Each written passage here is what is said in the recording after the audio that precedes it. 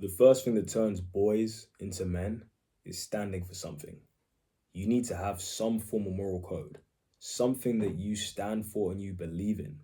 And you need to make sure that you stand by these things at all times. Not too long ago, I was out and this girl who I was talking to started asking me if I wanted to do drugs with her. And I was so baffled. I was like, why does she even think that I'm going to say yes to this? I was a little bit offended actually. And she was trying to tell me, come on, just do it. Just do it. It's not that deep. It'll be fun. Don't be boring. And I just stood there thinking to myself, no. And I said, no, I'm not going to do it. I don't do drugs. Never touch them. Never plan on touching them. But those are values. And if I didn't have those values, maybe I'd be more inclined to actually try it out because she was beautiful. She was pretty.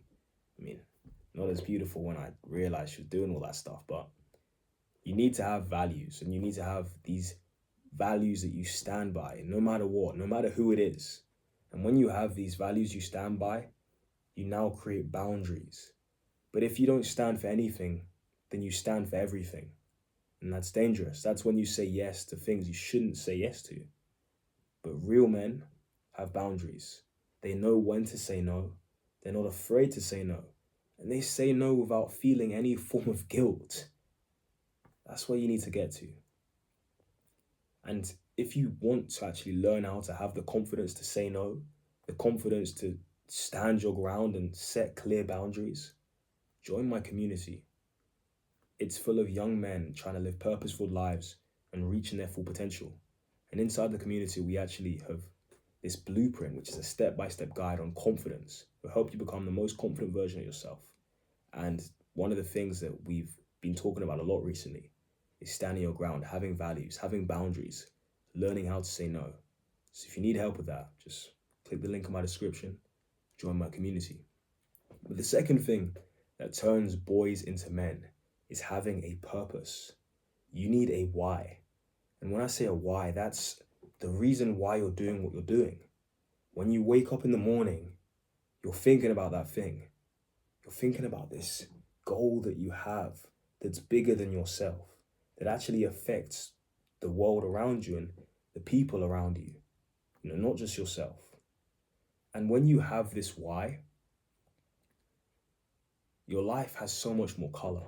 As I said, you wake up in the morning and you're thinking about that thing and you want to pursue it, and you may not understand how you're going to do it, but you just put all your energy into it because, as I said, it's bigger than yourself, and you know that other lives are going to be impacted through you actually pursuing this thing. And this is so important because as a man, if you lack purpose, your life doesn't really have much meaning, and that's when a lot of men end up feeling depressed because they ask themselves, why am I here? But I want you to understand, you're here for a reason. You're not here by accident. You're here for a reason. You have gifts, you have talents, even if you may not realize. And you need to use these talents to change the world. So, find your purpose. Think of what you're good at. Think of your talents. Think of what people say you're good at. If you don't know what you're good at, if no one says you're good at anything, try different things out. Maybe one of them's going to stick. But find purpose, pursue purpose, because every man needs purpose to become a real man and to feel like a man. And the third way you're going to turn from a boy into a man is by taking full responsibility for your life.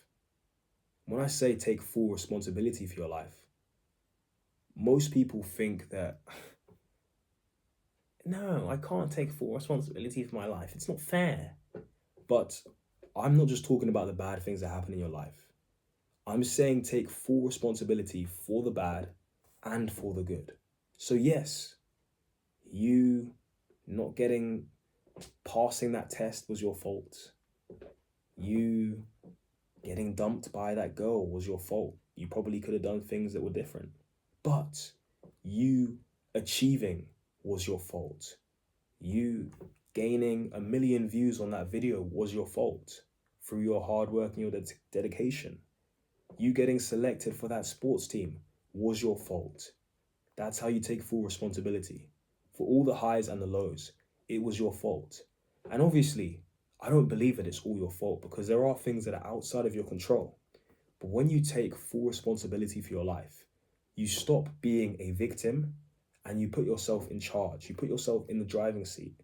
Life is no longer happening to you and you're happening to life now. And this means that you have control rather than saying, oh, this happened to me and I had no control over it, which makes you a victim. You can now say, I did this and this caused this to happen. Cause and effect. So take full responsibility for your life. If something good happens, pat yourself on the back. But if something bad happens, analyze that. Ask yourself, why did that happen? What could you have done better? When you start doing this, you will start becoming a real man. Because a real man takes responsibility for his life. And he doesn't point the finger at anyone else, saying, it's your fault, you should have fixed this for me. Takes responsibility for the good and the bad. Like I said already, if you want to join my community and be around like-minded individuals and talk about these kind of things and actually become the best young man you can become, live a purpose-filled life, become the best father, the best brother, the best son, join my community. It'll be the perfect place for you.